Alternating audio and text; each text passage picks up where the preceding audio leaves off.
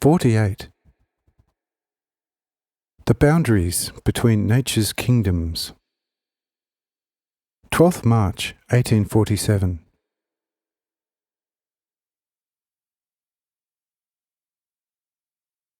To this day, naturalists have not been able to determine where the mineral kingdom merges into the plant kingdom and where the plant kingdom merges into the animal kingdom. Or where does the one kingdom end and where does the other begin?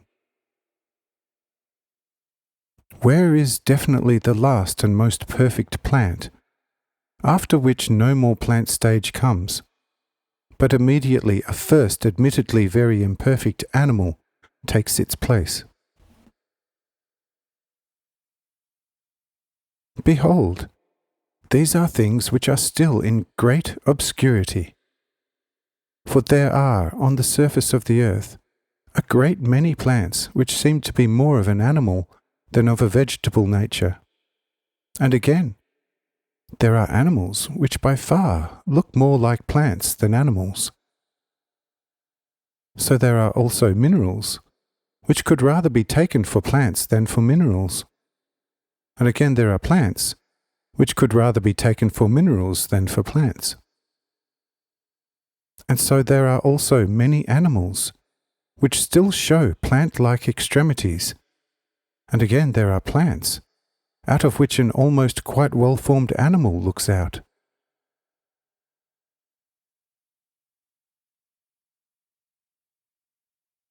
Since things are like this, everyone will easily see that an exact determination of the borders would be an extremely difficult piece of work for every natural scientist.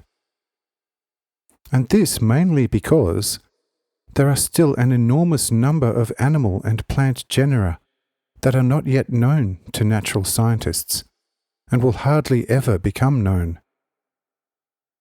For the greatest number of the most curious plants and animals grow and dwell in the depths of the sea. The large submarine areas, however, are somewhat difficult to access for botanists and zoologists. Therefore, it is also difficult to make an acquaintance with the animals and plants of this moist terrain. In addition, however, there are also a lot of animals and plants on the Earth's surface itself, which are unknown to the natural scientists, because these lands of the Earth, which are somewhat inconveniently situated for their spirit of exploration, are themselves not yet known. Naturalists are already wondering about corals, and it is not yet completely clear whether they belong to the mineral, plant, or animal kingdom. For every naturalist knows that corals are formed by a kind of worms, which are very small, stick together and thus form a coral branch. The worms are certainly animals, but when they harden, their mass is as solid as precious stone. But the form in which these little animals gradually form by sticking together resembles a defoliated little tree, which has branches, twigs, and very small twigs. Thus this plant is, according to its formation, a volume of countless animals, as mass a mineral, and as image and form a little flower. What the coral actually is would be difficult to determine with an expression, but that the coral is that, as it was determined before, everyone can easily see and assume. Thus, in part animal, in part mineral, and in part plant.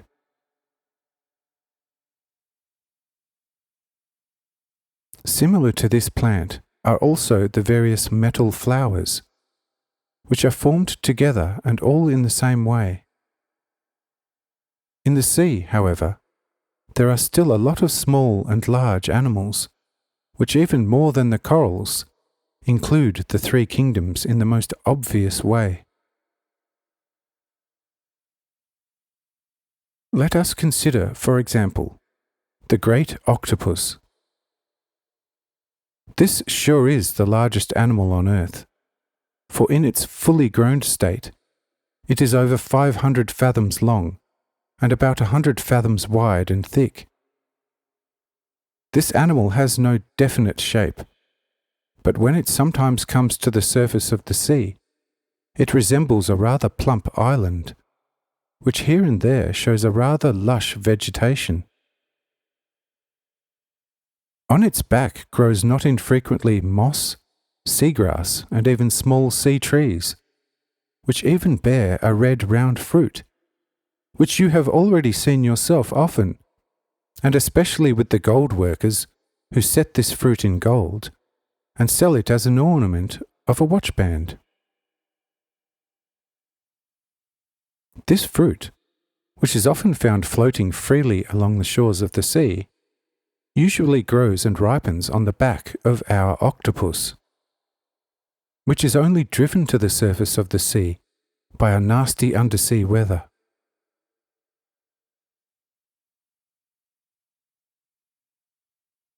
Besides these plants, however, one also finds a lot of red rock-like elevations on the back of this animal, which are not infrequently thrown off, and for a time, as long as they are not yet completely solidified, like dark red pumice stones float around on the surface of the sea and are often found on some seashores, sometimes even on solid land, where once a sea stood, under the name dragon's blood.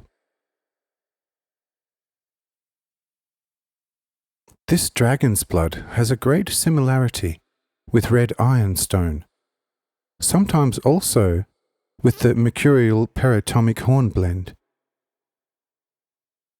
This blood is entirely mineral, which is the only real thing found on the back of this animal.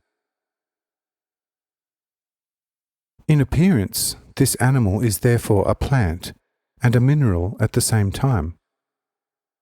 But if, unfortunately, a ship or sometimes several ships come to rest over the back of this enormous animal, then the animal quickly dives upward, lifting entire ship above sea level, so that they soon topple over and, coming to rest out of the water, can no longer escape from this ground of certain doom.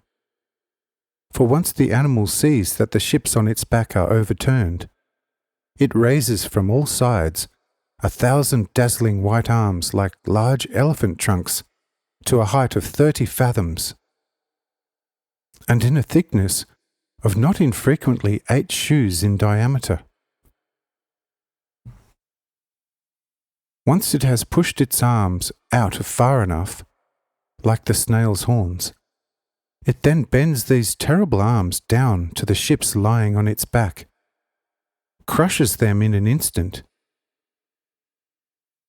and then, with these 1,000 arms, carries the crushed ship under itself into its inordinately wide maw, and in this way consumes the whole ship with everything that was inside.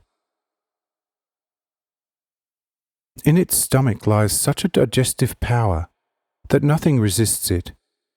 It consumes stones, metals, wood, even diamonds, so completely that not the smallest undigested residue remains. But because this animal digests so many different things, it is then also explainable that on its surface, as on the surface of a small water planet, a lot of vegetative and mineral post-formations appear.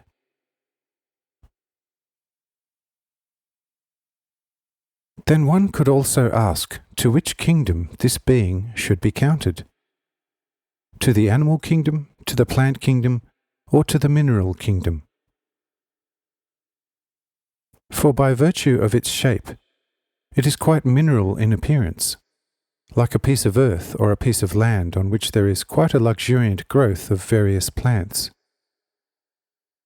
But since various plants occur on this creature, It could also be taken for a large tuber of a sea plant root, or as it were for an oversized undersea mimosa, which entwines itself around ships, as the small mimosa on land does around individual insects, and then pulls them down into its flower chalice.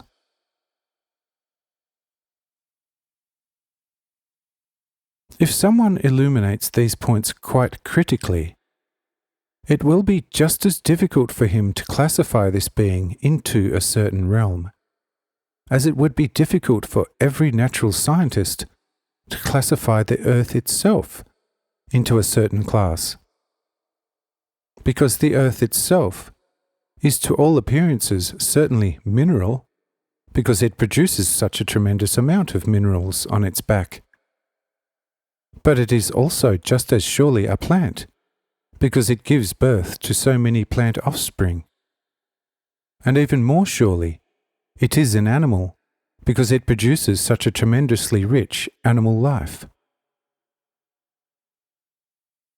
From all this, however, something emerges that is strange for you, of course, at first sight. For at the very foundation, there is neither a mineral, nor a plant, nor an animal kingdom separate in itself. But there is only one kingdom as a whole, and that is the kingdom of beings, in a variety of forms. And everything is originally animal, and not mineral, and not plant. And therein the reason why the distinctions between the three supposed realms stand on perpetually equally loose and untenable feet.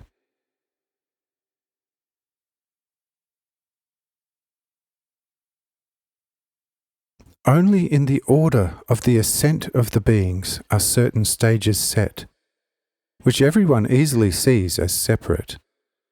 For he who cannot distinguish a rock from a tree from an ox, and finally an ox from a donkey, is, as you are wont to say, baptism and chrism corrupted, and he will have a hard time with astronomy, and even harder with our theory about the spiritual earth.